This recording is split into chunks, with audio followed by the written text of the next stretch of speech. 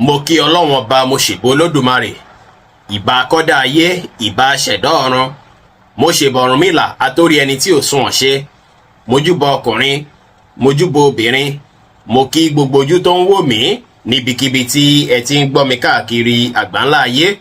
Èyí ni ìwádìí ojoojúmọ́ fún gbogbo ìràwọ̀ pátá àti ṣíṣe àti máṣe fún gbogbo ìràwọ̀ pátá ti tòní tí ń ṣe ọjọ́ Tuesday April 29 ọdún 2025 táwa nù ẹ̀ yìí. Ẹ̀yin tẹ̀ ń wò mí pátá ẹ dákun ẹ dábọ̀ ẹ bá ń share fídíò yìí kó kárí ilé kó kárí oko kó lè jẹ́ ìwúlò àti àǹfààní fún ọ̀pọ̀lọpọ̀ ènìyàn. Kí ẹ sì má gbàgbé láti follow kí ẹ sì subscribe kẹ́lẹ́ pẹ̀lú àwọn tá máa jàǹfààní onírúurú fídíò tá à ń fi léde lójoojúmọ́ fún ìdàgbàsókè ìjọmọ ènìyàn. Ẹ̀yin tẹ́ sì fẹ́ ṣèwádìí onírúurú láǹfààní láti kàn sí wa ní WhatsApp 09033897161.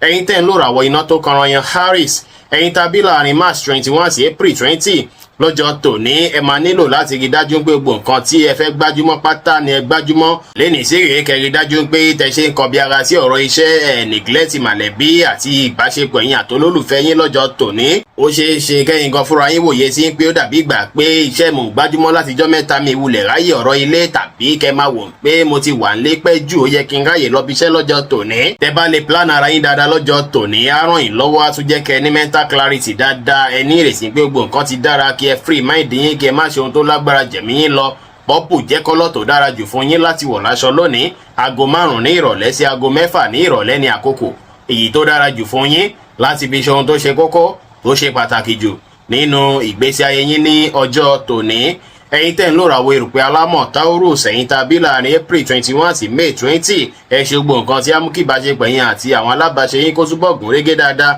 Lọ́jọ́ tòní kẹ́ kíyèsára pẹ̀lú ọ̀rọ̀ tẹ́ máa sọ jáde lẹ́nu látàrí pé ọjọ́ tòní jọ́jọ́ tó dára púpọ̀ tó kún fún nǹkan tó dára bẹ́ẹ̀ sì ló tún kún fáwọn nǹkan tó dàbí confusion tàbí issue kéékèèké. Ẹ rí dájú pé ẹ pa ẹnu mọ́ nígbà tó bá yẹ kẹ́ pa mọ́. Ní pàtàkì jùlọ tẹ́ bá fẹ́ dá sọ̀rọ̀ tẹ́ ń wò pé bóyá ọ̀rọ̀ yìí mi tí mọ̀ nǹkan tí mo fẹ́ sọ lé lórí àbí mi fi bẹ́ẹ̀ mọ̀ pẹ̀ dáadáa wulẹ̀ pẹnu mọ́ dáadáa lẹ́nìí. Kẹ́ṣe nǹkan yín níwọ̀ntúnwọ̀nsí lọ́jọ́ tòní kó lè prevent àwọn issue kéékèèké lọ́jọ́ iwájú. Ìbínú ò ṣe nǹkan tó dára rárá lọ́jọ́ tòní kẹ́ jìnnà sí pátápátá. Lẹ́ni kẹ́ má péjú níbi péjọpọ̀ kí péjọpọ̀ tí ẹ bá lọ tàbí tẹ bá wà tẹ́ bá wà comfortable. Ẹ má jà ẹ má fa fàǹfà pẹ̀lú yàn. Ẹ mọ́kàn balẹ̀ kí ẹ gbà láfíà láàyè kí ẹ sì báwọn yẹn sọ̀rọ̀ pẹ̀lú ìfẹ́. Orange jẹ́ kọ́lọ̀ tó dára jù fún yín láti wọ̀ láṣọ lónìí. Aago 3 ní ọ̀sán sí aago 5 ní ìrọ̀lẹ́ ní àkókò èyí tó dára jù fún yín láti fi ṣe ohun tó ṣe kókó tó ṣe pàtàkì jù nínú ìgbésí ayé yín ní ọjọ́ tòní. Ẹ̀yin tẹ́ ń lò ràwọ̀ afẹ́fẹ́ aláwàdà Gemini ẹ̀yin tàbí láàrin May 21 sí June 21 ẹ máa láǹfààní láti discover àwọn nǹkan tuntun kan lọ́jọ́ tòní tàbí láti ní ìmọ̀ àbí ẹ̀kọ́ nípa nǹkan tuntun lẹ́ni.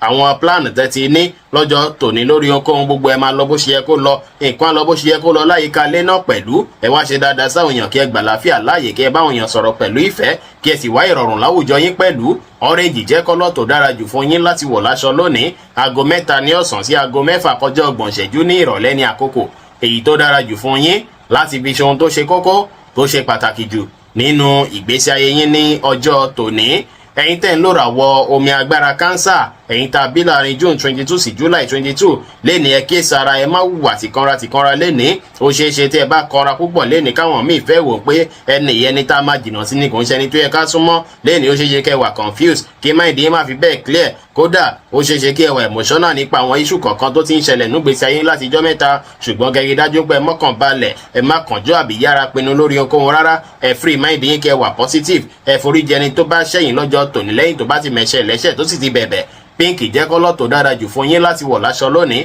Aago 4 ní ọ̀sán sí aago 6 ní ìrọ̀lẹ́ ní àkókò èyí tó dára jù fún yín láti fi ṣe ohun tó ṣe kókó tó ṣe pàtàkì jù nínú ìgbésí ayé yín ní ọjọ́ tòní. Ẹ̀yin tẹ́ ń lò ràwọ̀ iná tó gbóná riri Leo ẹ̀yin tàbí láàrin July 23 sí August 22 lè ní àwọn opportunity kọ̀ọ̀kan máa jẹyọ fún yín lọ́jọ́ tòní. Ọ̀nà tẹ́ bá gbà lò wọ́n lọ́jọ́ tòní ló máa reflect fún yín lọ́jọ́ iwájú. Ẹ ronú jinlẹ̀ dáadáa ṣáájú kẹ́ tó gbègbèsẹ́ kígbèsẹ́ lọ́jọ́ tòní. Ó ṣeé ṣe kó ṣe yín bí ìgbà pé kẹ́ wà pẹ̀lú mọ̀lẹ́bí lọ́jọ́ tòní. Ó sì dára kí ẹ wà pẹ̀lú wọn kẹ́ lo àkókò àti ìgbà pẹ̀lú àwọn alásùnmọ́ yín ṣùgbọ́n ẹ má dá sọ̀rọ̀ tí wọn pè yín sílé ní àbẹ́yì tí ó kàn yín. Ẹ rẹra yín lẹ̀ ẹ ṣe dáadáa sáwọn èèyàn ẹ pa àwọn àṣírí kọ̀ọ̀kan yín mọ́ kí ẹ sì wọ aṣọ green lẹ́ni látàrí pé green dára púpọ̀ fún yín láti wọ̀ láṣọ ní ọjọ́ tòní. Aago 4 ní ìrọ̀lẹ́ sí aago 6 ní ìrọ̀lẹ́ ní àkókò èyí tó dára jù fún yín láti fi ṣe ohun tó ṣe kókó tó ṣe pàtàkì jù nínú ìgbésí ayé yín ní ọjọ́ tòní. ẹ̀yin tẹ́ ń lò ràwọ̀ erùpẹ̀ funfun Virgo ẹ̀yin tàbí láàrin August 23 sí September 23 ọjọ́ tó dára púpọ̀ lọ́jọ́ tòní jẹ́ pàápàá láti fi gbafẹ́ pẹ̀ láwọn ọ̀rẹ́ àti mọ̀lẹ́bí ó ṣeé ṣe kí ó ti rẹ̀ yín tẹ́ látàrí àwọn iṣẹ́ tẹ́ ti ń ṣe látijọ́ mẹ́ta ọjọ́ tòní dára láti fi relax láti fọkàn ara yín balẹ̀ enjoyment tẹ́ bá ní lọ́jọ́ tòní ó máa tún jẹ́ kẹ́ tún ní energy àti ọpọlọ pípé láti tún bẹ̀rẹ̀ iṣẹ́ lọ́jọ́ kejì ẹ múra dáadáa lẹ́ni kí ẹ dùn rí lójú ẹ ṣe dáadáa sáwọn èèyàn kẹ́ báwọn èèyàn ṣe pẹ̀lú ìfẹ́ aqua blue jẹ́ kọ́lọ̀ tó dára jù fún yín láti wọ̀ láṣọ lónìí aago kan kọjá ìṣẹ́jú mẹ́ẹ̀ẹ́dógún lọ́sàn-án sí aago méjì kọjá ìṣẹ́jú mẹ́ẹ̀ẹ́dógún lọ́sàn-án ní àkókò èyí tó dára jù fún yín láti fi ṣe ohun tó ṣe kókó tó ṣe pàtàkì jù nínú ìgbésí ayé yín ní ọjọ́ tòní ẹ̀yin tẹ́ ń lò ràwọ̀ afẹ́fẹ́ márìmí fín Libra ẹ̀yin tàbí láàrin September 24 sí October 23 ìgboyà máa wà fún yín kódà ìrọ̀rùn máa wà láyìíká yín lọ́jọ́ tòní àwọn tó rọ̀gbà yín ká bíi ọ̀rẹ́ mọ̀lẹ́bí àti olólùfẹ́ yín gbogbo yín pọ́jọ́ máa wà rọrùn lọ́jọ́ tòní ọjọ́ tòní ó ṣeé ṣe kó bẹ̀rẹ̀ pẹ̀lú títẹpámọ́ṣẹ́ tàbí kó dàbí ìgbà pẹ́fẹ́ bízì ṣùgbọ́n kírọ̀lẹ́ tó lẹ́ẹ̀ máa lákòókò àti ìgbà láti lò pẹ̀lú àwọn olólùfẹ́ yín lọ́jọ́ tòní agbára káká máa wà fún yín ẹ lò lọ́nà tó máa gbà ràn yín lọ́wọ́ ẹ bá àwọn èèyàn sọ̀rọ̀ pẹ̀lú ìfẹ́ ẹ bá àwọn èèyàn ṣe pẹ̀lú àwàdà àti ẹ̀rín ẹ ṣe dáadáa sáwọn èèyàn kẹsì ṣe nǹkan yín létòlétò lẹ́ni pẹ̀lú márùn jẹ́ kọ́lọ̀ tó dára jù fún yín láti wọ̀ láṣọ lónìí aago 10 láàárọ̀ sí aago 12 ní ọ̀sán ní àkókò èyí tó dára jù fún yín láti fi ṣe ohun tó ṣe kókó tó ṣe pàtàkì jù nínú ìgbésí ayé yín ní ọjọ́ tòní ẹ̀yin tẹ́ ń lò ràwọ̀ omi tútù Scorpio ẹ̀yin tàbí láàrin October 24 sí November 22 ó ṣeé ṣe kí nǹkan dàbí ìgbà pókún lọ́rùn yín lọ́jọ́ tòní kí responsibility fẹ́ pọ̀ lẹ́ni ẹ máa fẹ́ wá bí nǹkan ṣe fẹ́ rọrùn láyé iṣẹ́ àti láyìíká lé lẹ́ni ó ṣeé ṣe kí ẹ fẹ́ rìnrìn àjò kan tẹ́lẹ̀ tàbí kẹ fẹ́ ṣàwọn kankan tó yàtọ̀ sí iṣẹ́ tẹ́lẹ̀ ṣùgbọ́n tó ṣe é pé àwọn nǹkan tẹ́ ń ṣe láàyè iṣẹ́ yín ó fẹ́ fàyìn sẹ́yìn láti má lè ṣàwọn nǹkan yẹn lẹ́ni kí ẹ gbìyànjú láti wá bí nǹkan ṣe fẹ́ balance fún yín kí ẹ wá mọ̀ dájú pé ẹ lè tẹ́ gbogbo èèyàn lọ́rùn pátá lọ́jọ́ tòní kẹ́rí dájú pé ẹ sẹ́ẹ̀tì boundaries ibi tó bá yẹ kẹ́ sẹ́ẹ̀tì ẹ̀ sí kẹ́sì rí dájú pé ẹ tiraka ẹ ti akitiyan lórí ohunkóhun tí ẹ bá ń gbájúmọ́ kí ẹ lè ṣàṣeyọrí níbikíbi lọ́jọ́ tòní kẹ́ ní ìrètí gbogbo nǹkan ti dára kí ẹ ní ìgbàgbọ́ ní kíkún nínú ara yín ẹ má ṣe ohun tó lágbára jẹ̀mí yín lọ ẹ ṣe nǹkan yín létòlétò burgundy red jẹ́ kọ́lọ̀ tó dára jù fún yín láti wọ̀ láṣọ lónìí aago 10 láàárọ̀ sí aago 11 láàárọ̀ ní àkókò èyí tó dára jù fún yín láti fi ṣe ohun tó ṣe kókó tó ṣe pàtàkì jù nínú ìgbésí ayé yín ní ọjọ́ tòní ẹ̀yin tẹ́ ń lò ràwọ̀ inú àtùpà Sagittarius ẹ̀yin tàbí láàrin November 23 sí December 22 ó ṣeé ṣe kẹ́ ẹ fèsì àwọn challenges kọ̀ọ̀kan lọ́jọ́ tòní challenges yìí sì máa jẹ́ èyí tó ṣe pé ó ṣeé ṣe kó push yín láti make àwọn necessary changes nípa ìgbésí ayé yín tí ó sì máa bí ìdàgbàsókè fún yín pàápàá láwọn àyè tí ẹ ń wò pé bóyá ó nílò ìdàgbàsókè lẹ́ni kẹ́rí dájú pé ẹ ṣe dáadáa kẹ́ wà positive lórí ohunkóhun tí ẹ bá ń ṣe kẹ́ lè ṣàṣeyọrí ẹ kí sára kẹ́ sọ́jú àánú ṣe lẹ́ni gbogbo àánú kọ́ lèèyàn ń ṣe ẹ má ṣàṣejù lórí ohunkóhun ẹ ṣàwọn nǹkan dámú kí inú ìdùn káyọ yín kún ẹ tẹpá mọ́ṣẹ́ kẹ́ sì fọgbọ́n àtòyé tọ́lọ́ fún yín ṣe ohunkóhun tẹ́ bá ń ṣe lẹ́ni deep blue jẹ́ kọ́lọ̀ tó dára jù fún yín láti wọ̀ láṣọ lónìí aago 3 ní ọ̀sán sí aago 5 ní ìrọ̀lẹ́ ní àkókò èyí tó dára jù fún yín láti fi ṣe ohun tó ṣe kókó tó ṣe pàtàkì jù nínú ìgbésí ayé yín ní ọjọ́ tòní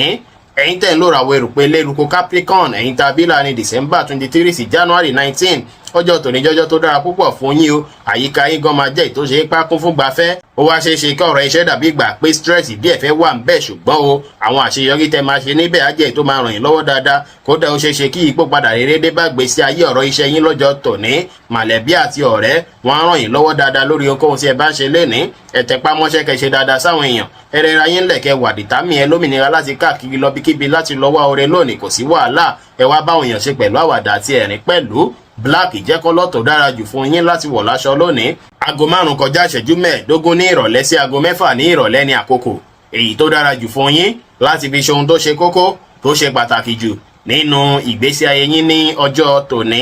ẹ̀yin tẹ́ ń lò ràwọ̀ afẹ́fẹ́ oníbínú Aquarius ẹ̀yin tàbí láàrin January 20 sí February 19 understanding tẹ́ni lọ́jọ́ tòní ó ṣeé ṣe kó fẹ́ ràn yín lọ́wọ́ láti rí dájú pé relationship ẹ̀yin àti ènìyàn kan tó ṣe é kó dàbí gbà pé ó dára rárá láti jọ́ mẹ́ta tàbí ìbáṣepọ̀ tó ti túká ẹ fẹ́ ṣàkíyàn láti rí dájú pé ẹ̀yin àti irúfẹ́ ẹni bẹ́ẹ̀ ìbáṣepọ̀ yín tún jọ gún régé padà gbogbo akitiyan tí ẹ bá ṣe pátá lọ́jọ́ tòní lórí irúfẹ́ nǹkan bẹ́ẹ̀ ló máa rí bí ẹ ṣe ń fẹ́ tó sì jẹ́ pé ìbáṣepọ̀ ẹ̀yin àti irúfẹ́ ẹni bẹ́ẹ̀ tún máa wá padà dán mọ́rán gbogbo àwọ̀ tẹ́sí dé pẹ̀lú yàn láti jọ́ mẹ́ta ó ṣeé ṣe kí gbogbo ẹ̀ kí ó yanjú pátápátá lọ́jọ́ tòní kò wá dára rárá kẹ wá máa wòye sí àwọn nǹkan tó ti ṣẹlẹ̀ látẹ̀yìnwá kẹ máa revisit àwọn nǹkan tó ti lọ. Ìyẹn ò dára, ìyẹn ò ní kankan tó fẹ́ ṣe fún yín. Èyí tó dára jù ní pé kẹ bí ìpòpadà rere ṣe fẹ́ dé bá ohun tó ń ṣẹlẹ̀ lọ́wọ́lọ́wọ́ báyìí àti ohun tẹ̀ ń fẹ́ fọ́jọ́ wájú. Ẹ̀rẹ̀ ayé ńlẹ̀ kẹ ṣe nǹkan yín létòlétò kẹ ṣe dáadáa sáwọn èèyàn kẹ sì ṣàwọn nǹkan tá mú kí inú yín dùn káyọ̀ yín kún pátá. Light purple jẹ́ kọ́lọ̀ tó dára jù fún yín láti wọ̀ láṣọ lónìí. Aago 3 ní ọ̀sán sí aago 4 kọjá 30 ìṣẹ́jú ní ìrọ̀lẹ́ ní àkókò.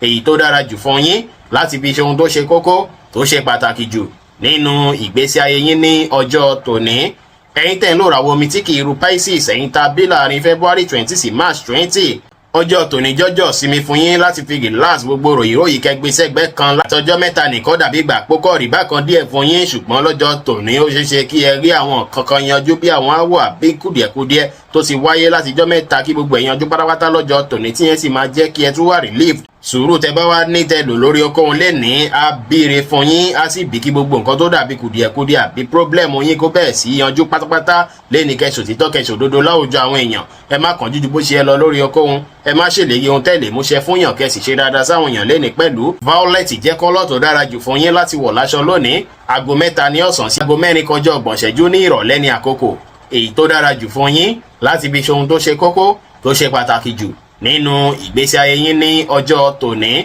Bí ó ṣe jẹ́ nìyẹn fún gbogbo orúfẹ́ ìràwọ̀ 12 tó wà pátá. Ẹ̀yin tẹ́ ń wò mí pátá ẹ má gbàgbé pé Ọlọ́run bo Olódùmarè nìkan lọ́ba tó ní ìmọ̀ jùlọ. Fẹ̀yin tẹ́ fẹ́ ṣèwádìí onírúurú ẹ láǹfààní láti kàn sí wa ní WhatsApp 09033897161. Ire gbogbo ajẹ́ tiwa lónìí, lọ́sẹ̀ yìí, lóṣù yìí àti ní gbogbo ọjọ́ ayé wa láṣẹ Ìdùmarè. Ire o.